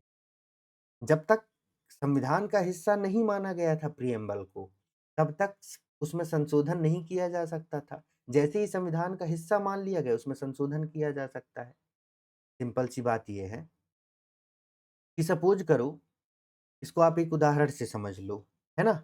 कि मान लो एक रूम है, एक एक मतलब जो है, आप जैसे बाहर रहते हैं, आप अभी इंदौर में रह रहे हैं या जबलपुर में, कहीं पर भी रह रहे हैं, वहाँ पर आप एक किराए के मकान में रह रहे हैं।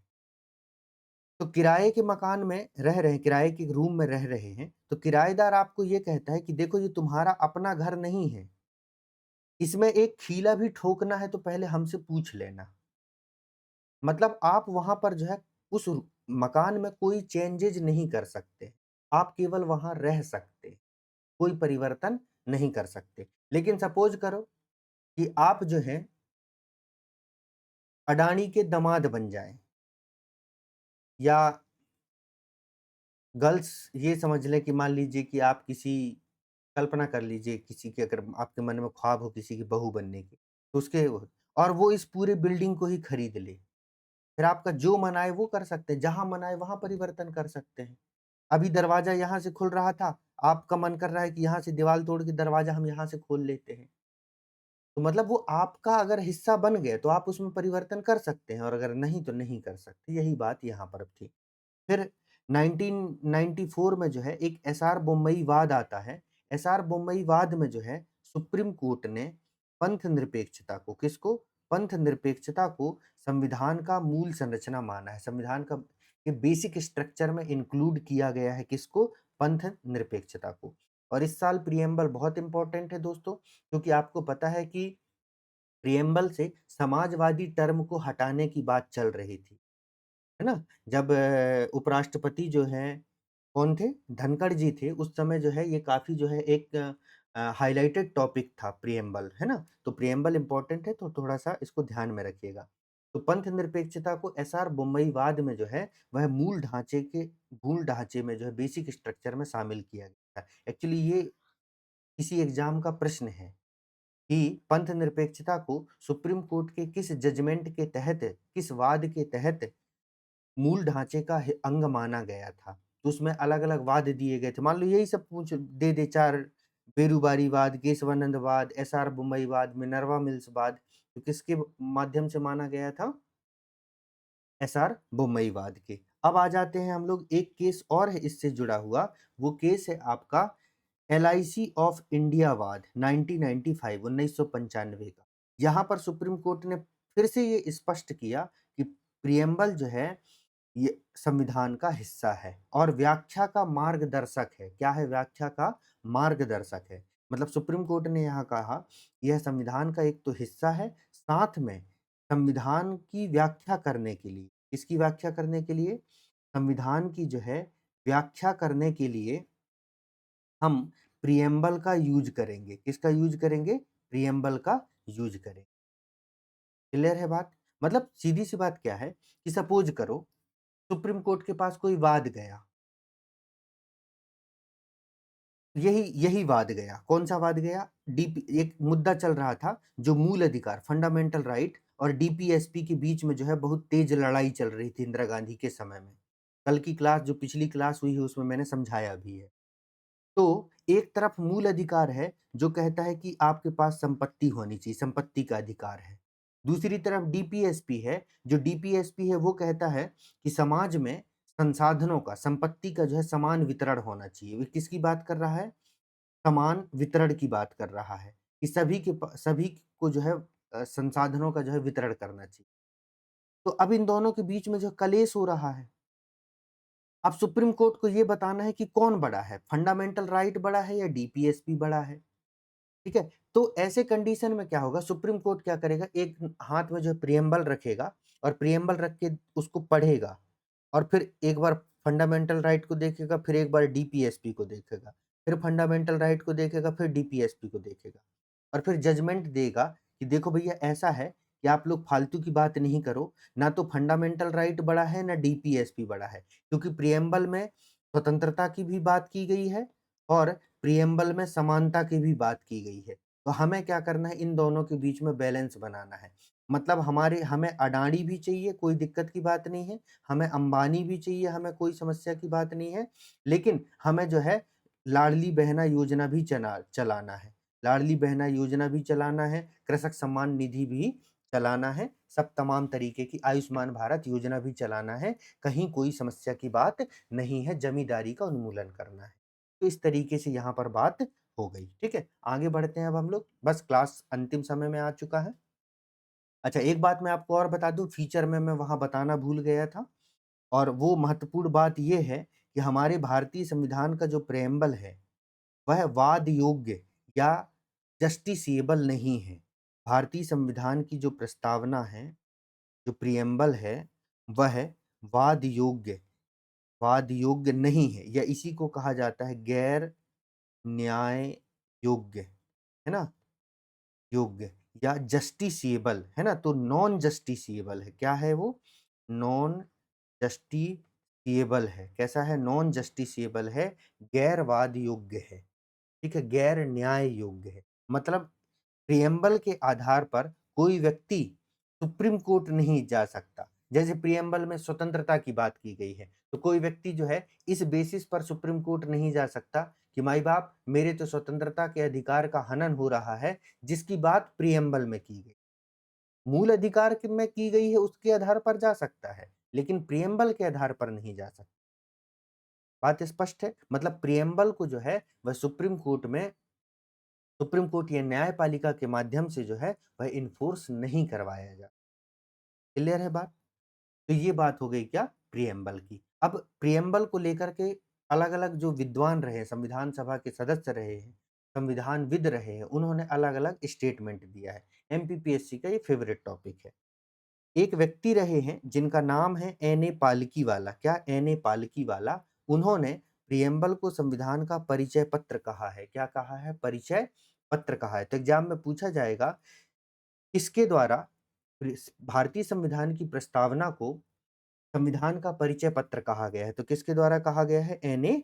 पालकीवाले के द्वारा कहा गया है। के.एम. मुंशी जी ने प्रिएम्बल को कहा है कि प्रिएम्बल हमारे संप्रभु प्रजातांत्रिक गणतंत्र की जन्म कुंडली है। क्या है? प्रजातांत्रिक गणतंत्र की जन्म कुंडली है। जन्म कुंडली क्या होती है? जैसे किसी की जन्म कुंडली देख के इसके पूरे भविष्य के बारे में हमें जानकारी हो जाती है, वैसे ही प्रिएम्बल को पढ़ के हम भारत के संविधान की या भारत देश की जो है भविष्य को समझ सकते हैं।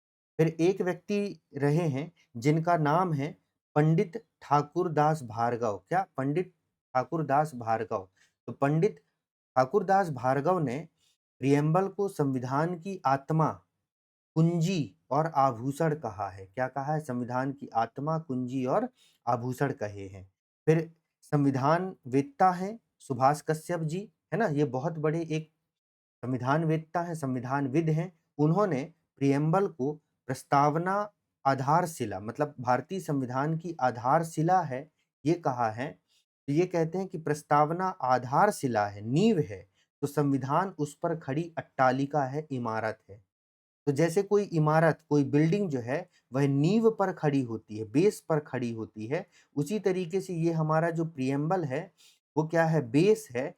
तो जो हमारा संविधान उस पर खड़ा हुआ, उस पर खड़ा हुआ क्या है? इमारत है। फिर न्यायमूर्ति हिदायतुल्लाह, है ना? तो न्यायमूर्ति हिदायतुल्लाह ने ये कहा है कि अमेरिका की स्वतंत्रता की घोषणा के समान हमारा जो प्रिएम्बल है, उससे भी कहीं बढ़कर भारतीय संविधान की आत्मा है। क्या है? भारतीय संविधान की आत्मा है। और उसके बाद एक महत्वपूर्ण व्यक्ति और रहे हैं, जिनका नाम है अल्लादी कृष्ण स्वामी अय्यर। ये वही व्यक्ति हैं जो आपके ड्राफ्टिंग कमेटी में सदस्य रहते हैं। इन्होंने ये कहा था, और ये पीवाईक्यू भी है, पूछा भी जा चुका है। ये के.एम. मुंशी भी पूछे जा चुके हैं और अल्लादी कृष्ण स्वामी अय्यर भी पूछे जा चुके हैं। अब हो सकता है इनमें से कोई और भी पूछ ले। तो अल्लादी कृष्ण स्वामी अय्यर ने कहा था कि जो प्रिएम्बल है, वह हमारे दीर्घकालीन सपनों का विचार है। किसका विचार है? हमारे दीर्घकालीन सपनों का विचार है। वही बात जो मैंने आपको बताई थी कि हमने 200 साल गुलामी झेली थी। हमारे यहाँ के लोगों के पास जो है सारे अधिकार अंग्रेजों ने जो है वह एक तरीके से जो है नस्तोनाबूद कर तबाह कर दिए थे।